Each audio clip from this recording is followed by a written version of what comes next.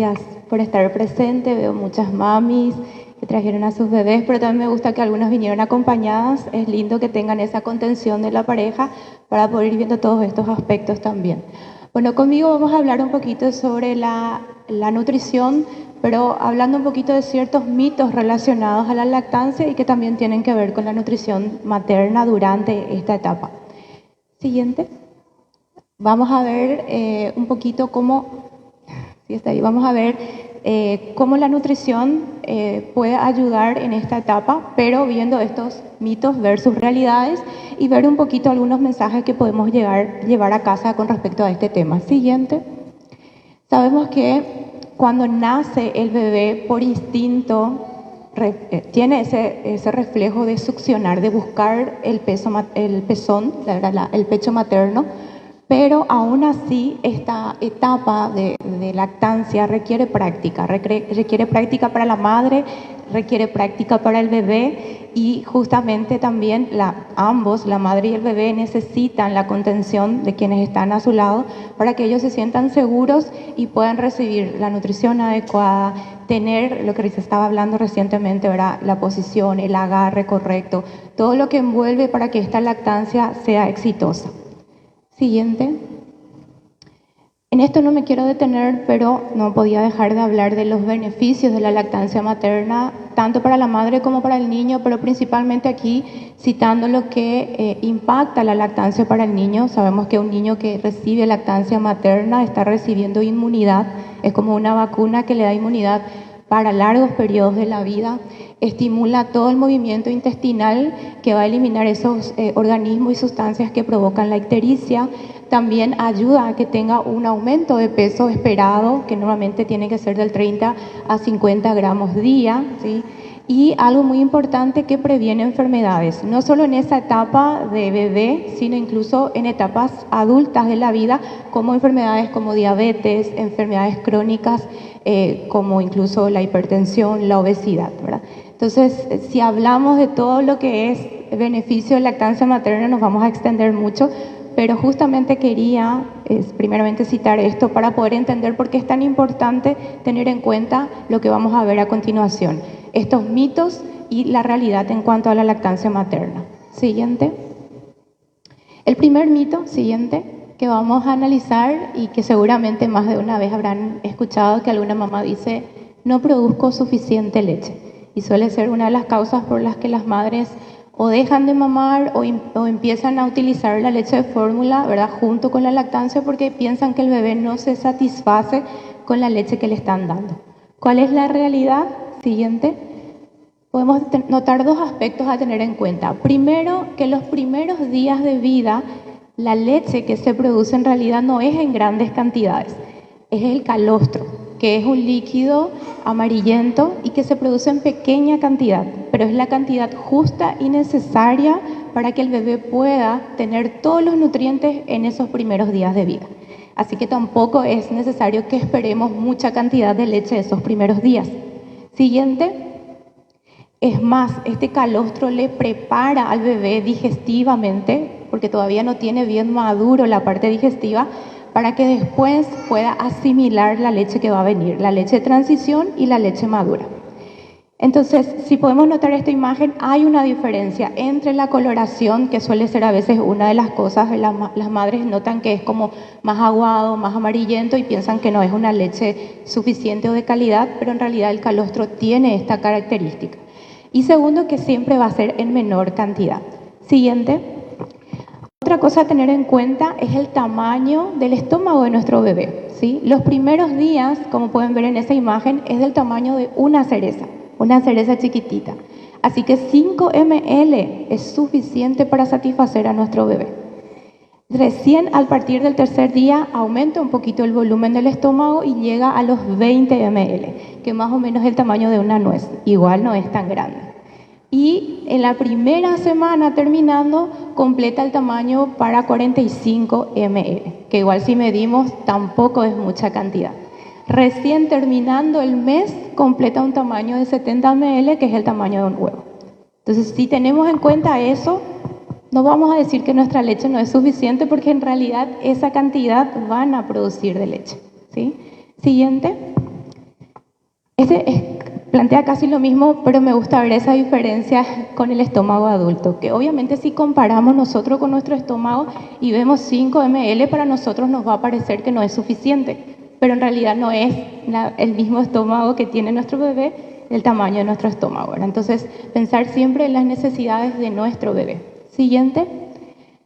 Y la otra realidad que a veces está de acuerdo, en concordancia con este mito que decimos no produzco suficiente leche, es que la producción de la leche está relacionada con las veces que el bebé succiona, ¿sí? Por eso es muy importante también, y vamos a ver más adelante, ¿verdad? Hay otro tema relacionado a esto, el tipo de agarre, la posición. ¿Será que estamos haciendo de manera correcta para que el bebé succione correctamente y para que esa leche se pueda producir en la cantidad que necesitamos, ¿sí? Pero no me detengo en esto. Siguiente. Bueno, es lo mismo, es el mecanismo fisiológico para la producción de la leche y es muy bueno entender porque ahí nos hace ver que en realidad para que se produzca leche no va a depender ni del alimento ni de lo que tomemos, sino realmente de la succión del bebé, ¿sí? Cuando el bebé succiona, libera 2 hormonas, la prolactina y la oxitocina. La prolactina está encargada en la producción de leche y la oxitocina en la liberación de la leche. Por eso también es muy importante el ambiente en que está la madre cuando está dando de mamar, ¿verdad? Que no sea un ambiente tenso, que no haya gritos, que no haya nada que intervenga justamente en la producción de esta hormona, que es una hormona que se necesita para que se pueda liberar la leche, ¿sí? Siguiente. El otro mito es, hay que dar de mamar cada 3 horas y 10 minutos cada pecho. No sé si ya habrán escuchado. Y ahí le vemos a la mamá con el reloj en la mano. Si el bebé llora a las 2 horas, no, todavía no, porque no, es las 3 horas que tenemos que esperar. ¿Cuál es la realidad que nos dice la evidencia? Que en realidad es muy importante vaciar bien el pecho antes de dar el otro pecho. ¿Por qué? Porque la leche cambia. Cambia si el bebé está enfermo, cambia su composición. A medida que el bebé crece, cambia su composición. Incluso en cada mamada cambia su composición. Al inicio, la leche materna es mucho más acuosa, porque sacia justamente la sed del bebé. Y a medida que termina de dar de mamar, por eso tiene que terminar bien de mamar ese primer pecho, es cuando se produce una leche más espesa, una leche más nutritiva, con mayor contenido de grasa. Y si yo todavía, le doy 10 minutos y ya le cambio, capaz ni llega a consumir esa leche más nutritiva y eso hace que el bebé obviamente al poco tiempo tenga hambre otra vez porque lo primero que mamó es solamente la leche más acuosa. Y otra cosa que muestra la evidencia es que los niños que no hacen eso de mamar hasta llegar a la cantidad de grasa que tiene la leche al final de la mamada, es que son niños que tienden a tener más gases, a tener más vómitos y a tener más diarrea. Así que tómense su tiempo, que el bebé mame bien, termina bien un pecho y luego pasen al otro, sin importar el tiempo. Aparte que cada bebé es distinto, algunos van a mamar más rápido, otros más despacio. Siguiente, este es para que noten la imagen. Al inicio, como ven, incluso en la coloración y la acuosidad, ¿verdad? Es más clara, ¿sí? Y a medida que se termina de mamar, la leche empieza a ser más amarillenta porque tiene mayor contenido de leche, de grasa. Esto pueden notar las mamás que extraen su leche, las que guardan, ¿verdad? Porque trabajan y pueden notar esa diferencia cuando van extrayendo la leche. Siguiente. Y lo otro es que cada mujer y cada niño es diferente, ¿sí? Como dice esa gráfica que me gusta, ¿verdad? ¿A quién le vamos a hacer caso? ¿A nuestro bebé o al reloj, verdad? Si mi bebé llegó 2 horas y está llorando, denle de mamar, es a libre demanda, ¿sí? Siguiente. El otro mito, mi leche es aguada, que yo creo que se responde ya súper bien, ¿verdad? Que sabemos que al inicio, eso suele pasar con las madres que extraen la leche y no extraen todo. Entonces empiezan a extraer y ven que es muy aguada. Y es cierto, es aguada al inicio. Pero tengan en cuenta que con la extracción total cubre todos los nutrientes que necesitamos. Siguiente, sí, siguiente. El otro mito, y yo creo que ahí me van a ayudar ustedes a decirme si alguna vez le han dicho que no deben consumir ciertos alimentos mientras están dando de mamar, porque ese alimento va a alterar el sabor, va a cambiar el sabor, le va a dar gases al bebé. ¿Qué alimentos le dijeron? A ver si me dicen. Cebolla, ¿cierto? El primerito lo que hacía en la lista siempre está. ¿Qué más? Repollo, ajo, brócoli. O sea, hay una larga lista. Incluso a veces le dicen legumbres, que es una muy buena, un buen alimento en proteínas. Pero hay muchos alimentos que se suelen citar entre estos. ¿Pero qué dice la realidad, la evidencia? Siguiente, que en realidad la alimentación de la madre que está dando de mamar tiene que ser variada, así como lo fue durante su embarazo. ¿Por qué? Porque esos hábitos alimentarios que tiene la mamá lo va a tener el bebé y ya lo tuvo desde su panza. Que lo que la mamá, si la mamá estuvo consumiendo cebolla, ajo, repollo durante el embarazo, que seguro estuvieron consumiendo, el bebé ya está relacionado con esos alimentos. ¿Va a cambiar el sabor de la leche? Sí, va a cambiar. Pero es lo que queremos, que el bebé cuando empiece su alimentación complementaria ya esté familiarizado con esos sabores. Si no, después tenemos niños selectivos, porque nunca la mamá, mientras estaba mamando, comió cebolla y después esperamos que cuando empezamos la introducción nos coma cebolla, nos coma repollo, Ellos tienen que tener unos hábitos alimentarios variados y eso depende de nuestra alimentación durante el embarazo y durante la lactancia. Claro, ahí hago un paréntesis. Si ustedes están dando de mamar, empiezan a consumir ciertos alimentos y notan que hay una reacción en el bebé, como alguna alergia, alguna roncha, diarrea, ahí sí, hay que ver y consultar con un especialista para ver si no hay alguna posible alergia con algún alimento, ¿verdad? Y ahí se elimina solo y específicamente el alimento que está demostrado que produce la alergia, tampoco toda otra larga lista de alimentos. Siguiente. Este es un estudio que demuestra que el desarrollo de las preferencias alimentarias de nuestros niños se dan desde la concepción, ¿sí? Y ese mismo hábito alimentario que le damos desde la concepción a nuestros niños se influencia en la edad de 6 a 10 años. O sea, lo que ellos aprendieron en hábitos desde la panza, la lactancia y los primeros 1000 días de vida va a influir en sus hábitos hasta los 10 años de edad. Por eso es que a veces llegan niños selectivos a los 4, 5 años y la mamá me dice, no, pero antes me comía, pero ¿qué le dimos durante esos primeros 1000 días? ¿Sí? Siguiente. Ese puedes pasar un poquito porque no tengo puntero. Este demuestra cómo el desarrollo de los gustos, o sea, de lo que es los receptores olfativos y gustativos se dan. Desde la semana 7, 8 de gestación, la semana 17 ya hay una maduración, 25 y 22 semanas de gestación ya hay una sinapsis, ¿sí? Al sistema nervioso central por estímulo. O sea, ¿qué quiere decir eso? Ustedes están comiendo embarazada y el bebé ya empieza a relacionar, este es un sabor que ya conozco, ¿sí? Y empiezan a incluso en la semana 24 a tener ya relación por lo dulce, por lo amargo, por el umami, o sea, ya van teniendo fijos sus preferencias alimentarias. Siguiente. Este es un estudio que me encanta. Se hizo un estudio de madres embarazadas, ¿sí? Se le empezó a dar por cierto tiempo, en cierto horario, y se le hacía la ecografía a la mamá, una ecografía obviamente que nos permite ver el músculo facial, la reacción del bebé. La mamá se le dio col rizada, que es una verdura un poquito amarga, ¿sí? Ven la reacción del bebé, es casi como un gesto de llanto, ¿verdad? Algo amargo. Reacciona, ¿sí? Pero que si se le estimula constantemente, o sea, se le está haciendo familiarizarse con este alimento, después ya cambia la reacción. Lo mismo, el siguiente, este se le dio a las madres zanahoria. Y saben que la zanahoria tiene un sabor un poco dulzón, ¿verdad? Ven la reacción del bebé, hasta casi sonríe, ¿verdad? Entonces, imagínense, si en nuestra panza ellos ya reaccionan y tienen sus preferencias alimentarias, ¿por qué no lo va a tener ahora que le están dando de mamar, verdad? ¿Y por qué vamos ahora a evitar comer esos alimentos? Siguiente. Este es otro estudio que dice que niños que tuvieron mayor duración de lactancia materna tenían una mayor ingesta de vegetales, incluso hasta los 24 meses. Y una mayor frecuencia de consumo de frutas y mayor variedad de frutas y verduras hasta los 12 años de edad. ¿Por qué? Porque estuvieron expuestos a esos alimentos durante la lactancia materna, ¿sí? Así que no se priven de ningún alimento, ¿sí? A no ser de que haya algún diagnóstico que nos diga lo contrario. Siguiente. El otro mito es que una vez que empiezan a comer alimentos sólidos, los bebés ya no necesitan leche materna. Y a veces se suele escuchar eso. Ya empieza a comer, entonces puedes quitarle ya el pecho. En realidad, hasta los 12 meses, hasta los 1 año de edad, la leche sigue siendo el alimento más importante. Por eso se dice alimentación complementaria. Complementa, no sustituye, complementa.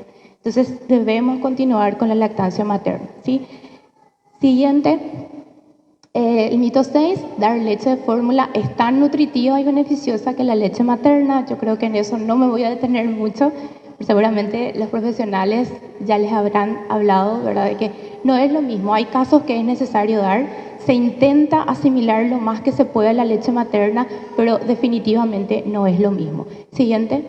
Este es un cuadro comparativo, yo sé que no se ve mucho, pero si vemos leche materna versus leche de fórmula, es demasiada la balanza que pesa en cuanto a los beneficios y las características de la leche materna, ¿verdad? En cuanto a lo que genera en inmunidad, en cuanto a lo que genera para prevenir enfermedades, en cuanto a la fácil absorción. Niños que se alimentan con fórmula normalmente siempre tienen un poquito más de tendencia de gases, de tener cólicos, ¿sí?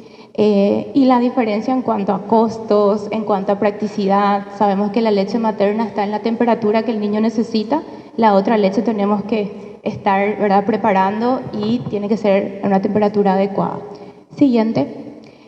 Y algo también que hace diferencia en cuanto al beneficio de la leche materna versus leche de fórmula es que en la mayoría de los casos los bebés nacen, ¿verdad?, con este retrognatismo mandibular, ¿verdad? Hay una diferencia en la posición, ¿sí?, pero que es normal al nacer.